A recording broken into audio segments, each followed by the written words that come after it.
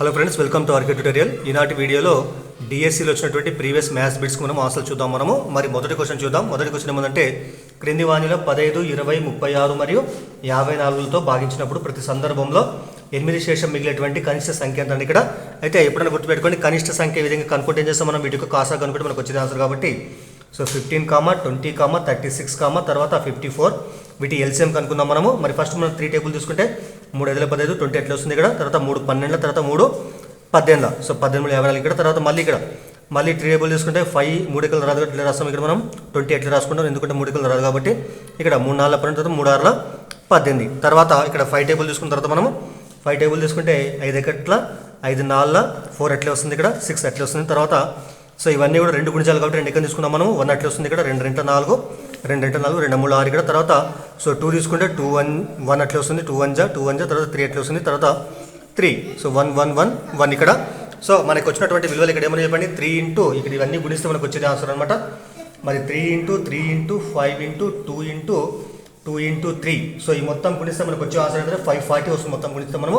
అయితే అర్థమైంది ఇక్కడ ఈ వచ్చినటువంటి 540 ఏదైతే ఉంటుంది, 540 అనేటువంటిది 15 కానీ 20 కానీ 36 కానీ 54తో భాగిస్తే వచ్చేటువంటి శేషం 0 వస్తుందన్నమాట. దీన్ని వీటితో భాగిస్తే వచ్చే శేషం 0. కానీ మనకి అడిగిన క్వశ్చన్ ఏముంది ఇక్కడ, ప్రతి సందర్భంలో కూడా శేషం మనకి ఎంత 8 మిగిలాలి కాబట్టి అప్పుడు ఏం చేస్తాం మనము, ఈ 540కి మనం 8 యాడ్ చేస్తే 540 ప్లస్ 8 ఎంత, అప్పుడు 548 అనమాట. కాబట్టి 548ను భాగిస్తే మనకు వచ్చేటువంటి ప్రతి సందర్భంలో కూడా శేషం ఎంతంటే 8 రావడం జరుగుతుంది. ఎందుకోసం అంటే 540ని భాగిస్తే మనకు వచ్చేటువంటి శేషం ఎంతంటే 0 వస్తుంది.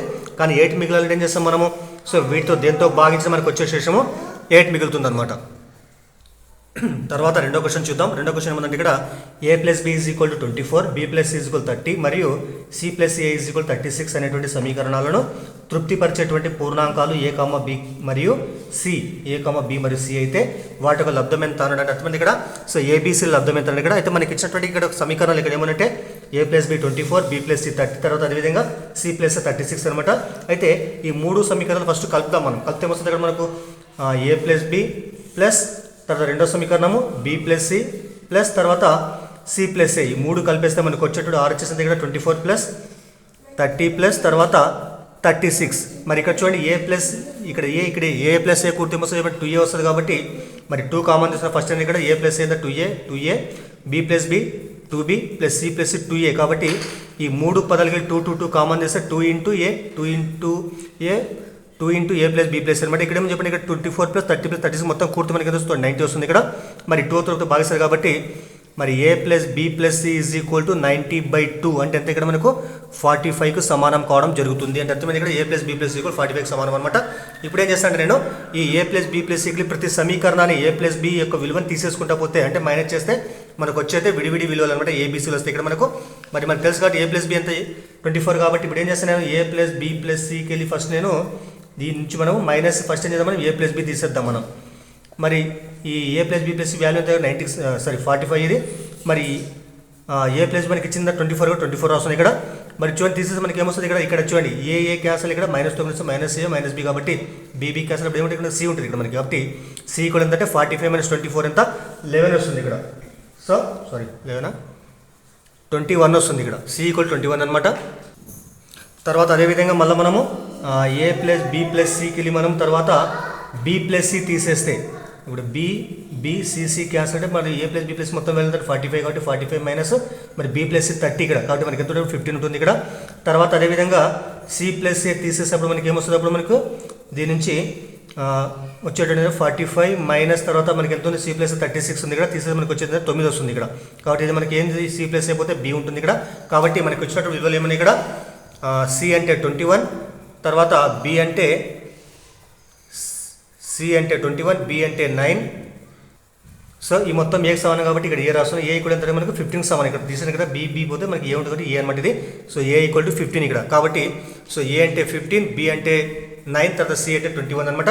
మనకి ఇచ్చినటువంటి క్వశ్చన్ ఏముంది, ఈ మూడింటి లబ్ధం ఎంత అన్నాడు కాబట్టి ఏ ఇంటూ బి ఇంటూ సి అనమాట. ఏ అంటే మనకి ఎంత వచ్చింది 15 వచ్చింది కాబట్టి 15, తర్వాత ఇంటూ బి అంటే ఎంత 9 ఇక్కడ, తర్వాత సి అంటే ఎంత 21 అనమాట. కాబట్టి ఈ 3 గుణిస్తే మనకు వచ్చేది ఎంతంటే 2835. కాబట్టి వీటి మొత్తం లబ్ధం ఏంటంటే 2835కి సమానం కావడము జరుగుతుందన్నమాట. తర్వాత మూడో క్వశ్చన్ చూద్దాం. మూడో క్వశ్చన్ ఏమంటే స్థిర బహుపది యొక్క పరిమాణం ఎంత అండి. ఇక్కడ మూడో క్వశ్చన్ స్థిర బహుపది యొక్క పరిమాణం ఎంత అన్నాడు. మీకు తెలుసు ఆల్రెడీ స్థిర బహుపది అంటే ఇక్కడ మనం తీసుకున్న ప్రతి స్థిర సంఖ్య కూడా స్థిర బహుపది అవుతుంది అనమాట. ఫర్ ఎగ్జాంపుల్ మనము 1 కానీ 2 కానీ 3 కానీ 4 కానీ ఇవన్నీ కూడా మనకి ఏమైతే ఇవన్నీ కూడా స్థిర బహుపదులు అనమాట. అంటే స్థిర రాశులు ఇవన్నీ కూడా. సో ఇప్పుడు చూడండి ఇక్కడ ఫర్ ఎగ్జాంపుల్ నేను 4 తీసుకున్నాను అనుకోండి. ఇక్కడ 4 ఏం చేస్తాను నేను 4 × 1గా రాసుకోవచ్చు. మరి ఇందులో చర్రాశి లేకుండా ఏం చేస్తాం మనము 4 × ఏదో ఒక చర్రాశి పక్కన దానిపైన మనం ఘాతంగా 0 రాస్తాం. మనము 4 × x⁴ రాసుకోవచ్చు. అంటే అర్థమైంది ఇక్కడ 4x⁴ అనమాట. మరి చర్రాశి యొక్క మనకు ఘాతాంగం ఎంత ఉంది. ఇక్కడ 1 ఉంది, 0 ఉంది కాబట్టి సో దీని యొక్క పరిమాణం ఎంత మనకు 0కు సమానం అవుతుంది. మరి పరిమాణం అంటే యాక్చువల్గా అర్థమైంది ఇక్కడ ఇచ్చినటువంటి బహుపదిలో చరరాశి యొక్క గరిష్ట ఘాతాంకాన్ని పరిమాణం అంటారు కాబట్టి సో ఇక్కడ 4 అంటే 4 పక్కన ఏం లేకుంటే మనము 1 తీసుకోవచ్చు. 1 అంటే ఏం చేస్తాం మనం x⁴ రాసుకోవచ్చు. మనం సో ఏదైనా కానీ x⁴ కానీ y⁴ కానీ రాసుకోవచ్చు. ఈ మొత్తం 1కే సమానం కాబట్టి మరి చరరాశి యొక్క ఘాతాంకం ఎంత ఉంది. ఇక్కడ 0 ఉంది కాబట్టి అంటే స్థిర బహుపది యొక్క ఘాతాంకం దానికి పరిమాణం ఎంత మనకు 0కు సమానం అవుతుంది. గుర్తుపెట్టుకోవాలా, స్థిర బహుపది యొక్క పరిమాణం ఎప్పుడు మనకు 0కు సమానం కావడం జరుగుతుంది అనమాట. ఇది థర్డ్ క్వశ్చన్ కాన్సెప్ట్ మీకు అందరూ తెలిసిందే ఇది. మరి ఫోర్త్ క్వశ్చన్ చూద్దాం. ఫోర్త్ ఏముంది ఇక్కడ 2 × x² - 2x/√x = 3x × √3/7. ఇక్కడ √x ఇక్కడ √x తర్వాత ప్లస్ x² √x అయితే x ఎంత అన్నది ఇక్కడ. మరి ఇప్పుడు చూడండి ఇక్కడ ఇది LHS RHS. మనకి LHS ఇక్కడ హారం ఎంత √x ఉంది. అదేవిధంగా RHSలో ఒక పదం ఒక హారం మనకంతా √x ఉంది కాబట్టి నేనేం చేస్తా ఈ పదాన్ని LHS తీసుకొస్తాను నేను ఇక్కడ. మరి ఇక్కడ ఇది ఫస్ట్ అట్లా రాస్తుంది చూడండి 2 × x² - 2x/√x ఇదులకు వస్తే ఏమైతే మైనస్ కాబట్టి -x² / అనమాట. మరి అక్కడ ఏముంటుంది ఇక్కడ ఇది ఎట్లా ఉంటుంది ఇక్కడ 3x × √x/7 అనమాట. తర్వాత ఇక్కడ హారాలు రెండు సేమ్ ఉన్నాయి. అప్పుడు ఏం చేస్తాం సింగిల్గా మనం సో ఒకటే హారం రాస్తాం కాబట్టి √x రాస్తాం, అదే రాస్తాం మనము. వీటికి మళ్ళీ కాసాగా అవసరం లేదు. మరి ఇక్కడ లవం ఏముంది ఈ లవం రెండు కూడా పైన రాస్తాం. ఇక్కడ మనం 2తో గుణిద్దాం. మనం 2 × x² ఎంత 2x² మైనస్ ఇక్కడ 2 × 2 = 4x ఇక్కడ 2 × 2 = 4x ఇక్కడ ఎట్లా ఉంటుంది -x² ఇక్కడ. మరి ఈక్వల్ ఎంత ఇక్కడ మనకు 3x × √x/7 అనమాట. తర్వాత √x ఇక్కడ ఏం చేస్తుంది ఇక్కడ భాగిస్తూ ఉత్తరపోతే ఏం చేస్తుంది గుణిస్తారు కాబట్టి సరే ఫస్ట్ ఒకసారి రాదు ఇక్కడ మనం 2x² ఇక్కడ చూడండి ఇక్కడ మరి 2x² ఒక x² మనకి ఎంత ఉంటుంది ఇక్కడ ఒక x² మిగులుతుంది. ఇక్కడ 2x² - x² ఎంత అంటే ఒక x² ఉంటుంది. మైనస్ ఏముంది ఇక్కడ 4x తర్వాత క్రాస్ మల్టిప్లై ఇక్కడ ఈ 7 తొలకి ఏం చేస్తారు గుణిస్తారు కాబట్టి × 7 ఇక్కడ. తర్వాత ఈ √x అక్కడ పోతే గుణిస్తారు కాబట్టి ఏముంటుంది ఇక్కడ 3x √x ఈ √x అనమాట ఇక్కడ. తర్వాత గుణిద్దాం మనం 7 × x² ఎంత 7x² - 7 4 = 28x. ఇక్కడ ఏమవుతుంది చెప్పండి ఇక్కడ 3x × √x ఎంత xకి సమానం అవుతుంది. √x × √x xకి సమానం కూడా x రాసిన ఇక్కడ. దాని తర్వాత 7x² మరి 3x × x ఎంత 3x × x 3x² కాబట్టి ఉత్తరకు వస్తే మైనస్ కాబట్టి -3x² 28x అవుతుంది పోతే ఏమవుతుంది +28x ఇక్కడ. మరి 7x² - 3x² ఎంత 4x² కూడా ఎంత 28xకి సమానం అవుతుంది. మరి ఇక్కడ ఒక x క్యాన్సల్ చేస్తే మనకి ఏముంటుంది అప్పుడు 4x = 28 అనమాట. మరి ఇక్కడ x అట్లే పెట్టేసి 4 ఎక్కడ పోతే భాగిస్తుంది కాబట్టి 28/4 ఇక్కడ. మరి క్యాన్సల్ చేద్దాం మనం 4 × 4 = 4 × 28 కాబట్టి మనకి ఎంత ఇప్పుడు 7 వచ్చింది. సో దేర్ఫోర్ సో x ఇక్కడ మనకు 7కి సమానం కావడము జరుగుతుంది. సో ఇదే ఆన్సర్ అనమాట.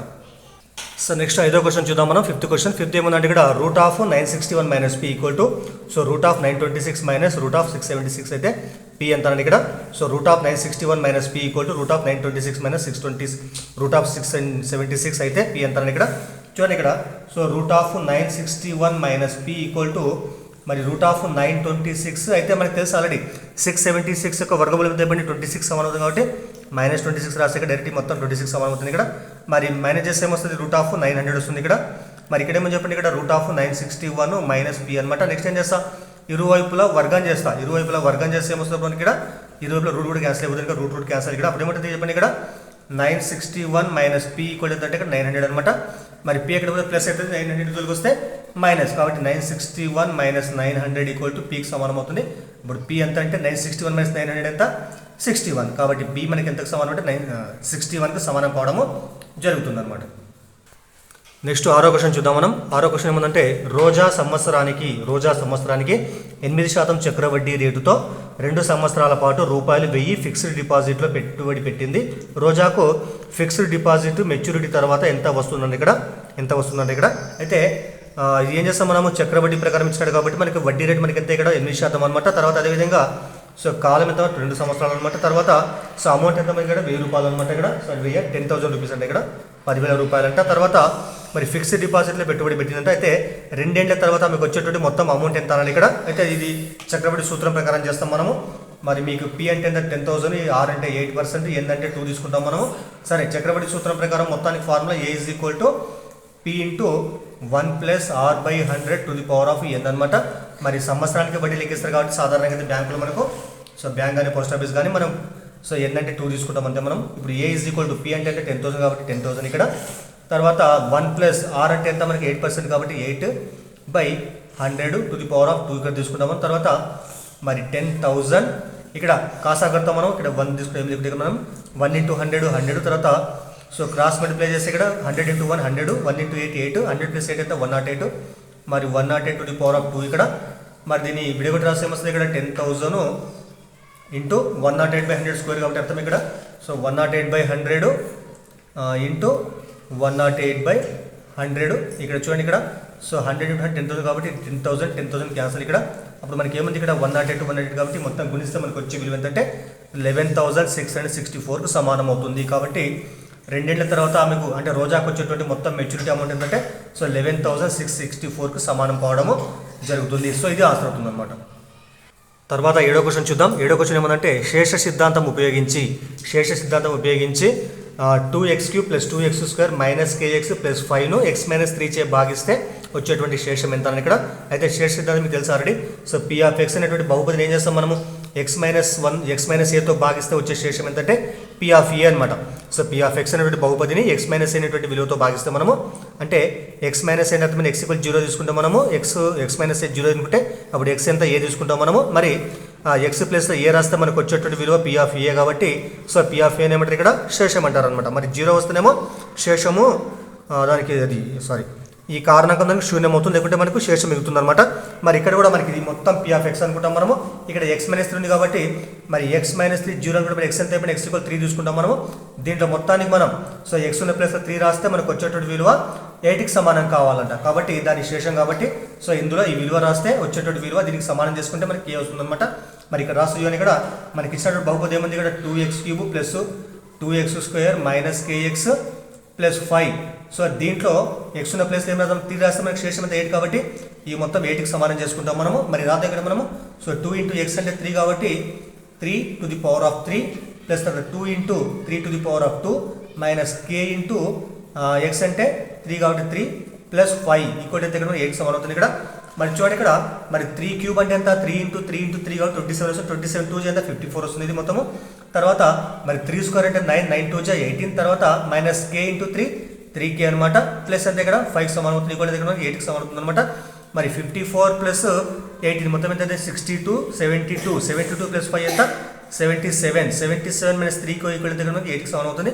మరి 3కి అక్కడ పోతే ప్లస్ ఇది ఉత్తరం వస్తే మైనస్ కాబట్టి 8 77 మైనస్ 8 ఈక్వల్ అయితే ఇక్కడ మనకి 3kకి సమానం అవుతుంది. మరి మైనస్ చేస్తే ఏమొస్తుంది ఇక్కడ మనకి 69 ఉంటుంది కాబట్టి సో 3k = 69. అప్పుడు k ఎంత అయిపోయింది k = 69/3. ఇప్పుడు క్యాన్సిల్ చేద్దాం మనము. సో 3 1 జా 3 2 జా 3 3 జా ఇప్పుడు మనకు వచ్చే వాల్యూ 23. కాబట్టి మరి ఎంత అయిపోయింది k = మనకు 23కి సమానం కావడము జరిగింది అనమాట. k = 23 అనమాట ఇక్కడ. తర్వాత 8th క్వశ్చన్ చూద్దాం మనం. 8th క్వశ్చన్ ఏమందంటే x, x - 3, x + 6లు గుణశ్రేణిలో ఉంటే x విలువ ఎంత అంటే ఇక్కడ x - 3 x + 6లు గుణశ్రేణిలో ఉంటే x ఎంత అంటే ఇక్కడ. అయితే మనకు తెలిసింది ఆల్రెడీ మరి a, b, c అనేటువంటి 3 విలువలు మనకు జీపీలో ఉన్నట్లయితే అంటే అర్థమైంది ఇక్కడ గుణశ్రేణిలో ఉన్నట్లయితే అప్పుడు మనకు వచ్చే కండిషన్ ఏం చెప్పండి. సో b² = ac గా రాస్తాం కాబట్టి మనం గుర్తు మీకు తెలిసింది ఆల్రెడీ a, b, c అనేటువంటి 3 విలువలు గుణశ్రేణిలో ఉన్నట్లయితే జీపీ అంటే అర్థమైంది ఇక్కడ సో జామెట్రికల్ ప్రోగ్రెషన్ అనమాట. మరి దీంట్లో ఉంటే మన కండిషన్ ఏంది ఇక్కడ b² = bc ac అనమాట. b² = ac. మరి మొదటి దాన్ని మనం a, తర్వాత దాన్ని b, తర్వాత దాన్ని c అనుకుంటే మరి b అంటే ఎంత x - 3 కాబట్టి b² అంటే ఏమొస్తుంది ఇక్కడ మనకు x - 3² b² = ac a into c అంటే x ఇంటూ x + 6 అనమాట ఇది. మరి దీన్ని మనం వర్గంగా రాసి ఏమొస్తుంది చెప్పండి ఎట్లుంది ఇది a - b² లాగా ఉంది కాబట్టి మరి a² అంటే x², b² అంటే 3² మైనస్ 2ab అంటే 2 ఇంటూ x ఇంటూ 3 అనమాట. మరి చూడండి ఇక్కడ ఈ గుణిద్దాం మనం x ఇంటూ x ఏమైతే చెప్పాడు x², తర్వాత మరి x ఇంటూ 6 6x అనమాట. ఇక్కడ చూడండి ఇక్కడ x² రెండు కూడా క్యాన్సిల్ అయిపోతే ఇక్కడ. తర్వాత 3² అంటే ఎంత 9, తర్వాత మైనస్ 2 3 జా 6x అనమాట. సో ఈక్వల్ అయితే మనకు ప్లస్ 6x ఉంది ఇక్కడ. మరి అవతల పోతే ఏమైతే 6x ప్లస్ అవుతుంది కాబట్టి ఇక్కడ 9 ఎట్లుంటుంది 9 ఈక్వల్ ఎంత ఇక్కడ మనకు 6x ప్లస్ 6x మొత్తం ఎంత 12x అనమాట 12x ఈక్వల్ ఎంత కూడా 9 సమానం అవుతుంది మరి x ఈక్వల్ ఏమప్పుడు 6 12 భాగిస్తారు కాబట్టి 9/12 3 టేబుల్ క్యాన్సిల్ చేసాము 3 3 జా 9 3 4 జా 12 అప్పుడు మనకు వచ్చే ఆన్సర్ 3/4 సో దేర్ఫోర్ x ఎంత మనకి ఇక్కడ 3/4 కు సమానం కావడం జరిగింది సో x అంటే 3/4 అన్నమాట answer so next 9th question చూద్దాం మనము 9th క్వశ్చన్ ఏమందంటే మూల బిందువు నుండి p, q అనే బిందువుకు గల దూరం ఎంత అని ఇక్కడ మూల బిందువు నుండి మరి p, q బిందువుకు గల దూరం ఎంత ఇక్కడ మీకు తెలుసా మూల బిందువు అంటే ఏంది సో 0,0 కాబట్టి అదే విధంగా ఈ బిందువు ఇక్కడ మనకి ఎందుకంటే p, q అన్నమాట మరి రెండు బిందువుల మధ్య దూరం మీకు ఫార్ములా చేసి సింపుల్ మీకు తెలిసింది already so √p² plus q² √p² plus q² అనమాట ఇది మూల బిందువు నుండి p, q అనే బిందువు గల దూరం ఉంటుంది సో √p² ప్లస్ q² అనమాట అయితే మీకు తెలుసా నిరూపక జామెట్రీకి ఏముంటుంది x1 y1 తర్వాత x2 y2 అనే రెండు బిందువుల మధ్య దూరానికి ఫార్ములా మీకు తెలిసింది already so √x2 - x1 whole square plus y2 - y1 whole square అనమాట దాని ప్రకారం చేసి మనకు ఆన్సర్ వస్తుంది ఇక్కడ తర్వాత ఇది 9వ క్వశ్చన్ నెక్స్ట్ 10వ క్వశ్చన్ చూద్దాం 10వ క్వశ్చన్ ఏమంటే ఇక్కడ 3 meters into 0.5 meters into 2 meters కొలతలు గల దీర్ఘ ఘనాకారం నందు పట్టేటువంటి నీటి యొక్క పరిమాణం లీటర్లు ఎంత అని ఇక్కడ చూడండి మనకి ఇచ్చినటువంటి దీర్ఘ ఘనాకార ఆకారంలో పట్టేటువంటి నీటి యొక్క పరిమాణం ఎంత అనేది అంటే అర్థం మనకి ఘన పరిమాణం కావాలి మనకి కాబట్టి మనకి వాటి కొలతలు ఏమన్నా ఇక్కడ 3 మీటర్స్ 0.5 మీటర్స్ ఇంటూ 2 మీటర్స్ అనమాట పొడవు వెడల్పు ఎత్తు అనమాట మరి దీర్ఘ ఘన పరిమాణ ఫార్ములా L × B × H కాబట్టి ఈ మూడు గుణిస్తే మనకి LBH గుణిస్తే వచ్చేది ఆన్సర్ కాబట్టి so 3 meters into 0.5 meters into 2 meters అనమాట ఈ మొత్తం సూక్ష్మీకరిస్తే ఏమొస్తుంది మొత్తం సో 3 ఇంటూ 0.5 అర్థం దీన్ని 5/10 రాసుకోవచ్చా మనం 5/10 తర్వాత ఇంటూ 2 అనమాట అప్పుడు క్యాన్సల్ చేద్దాం మనము 5 1 జా 5 2 జా 2 1 జా 2 2 ఇక్కడ అప్పుడు ఏముంటుంది మనకు 3 ఉంటుంది ఇక్కడ కాబట్టి ఆ దీర్ఘ ఘనాకారంలో పట్టేటువంటి నీటికి ఘన పరిమాణం ఏంటంటే 3 మీటర్ క్యూబ్ ఇక్కడ 3 మీటర్ క్యూబ్ అనమాట 3 మీటర్ క్యూబ్ వస్తుంది కానీ మనకు అడిగిన క్వశ్చన్ ఏముంది ఇక్కడ లీటర్లలో ఎంత అన్నాడు అంటే మరి ఒక చూడండి ఇక్కడ 1 మీటర్ క్యూబ్లో పట్టేటువంటి నీటి ఘన పరిమాణం ఎంత అంటే 1000 లీటర్లు అనమాట సో ఎంత అయిపోయింది 1000 లీటర్ ఇక్కడ అంటే అర్థమైంది ఇక్కడ సో ఏదైనా ఒక వస్తువు మీద దీర్ఘ ఘనాకారం ఉన్నట్టయితే సో దాని యొక్క ఘన పరిమాణం సో మీటర్ క్యూబ్లో తీసుకోవడం 1 మీటర్ క్యూబ్ అనేది పట్టేటువంటి నీటి ఘన పరిమాణం ఎంత ఇక్కడ మనకు 1000 లీటర్స్ అనమాట మరి 3 మీటర్ క్యూబ్ అంటే ఏమొస్తుంది ఇక్కడ మనకు సో 3 × 1000 అప్పుడు ఏమొస్తుంది చెప్పండి మనకు 3000 లీటర్స్ అనమాట కాబట్టి దీనిలో పట్టేటువంటి నీటి ఘన పరిమాణం అంతా 3000 లీటర్స్ సమానం కావడం జరుగుతుంది అనమాట సో ఇవి మనకు కొన్ని క్వశ్చన్లు అనమాట సో మీకు వీడియోని ఉపయోగపడితే దయచేసి లైక్ చేయండి అదేవిధంగా ఛానల్ సబ్స్క్రైబ్ చేయండి మీ ఫ్రెండ్స్ కూడా వీడియోని షేర్ చేయండి థ్యాంక్ యూ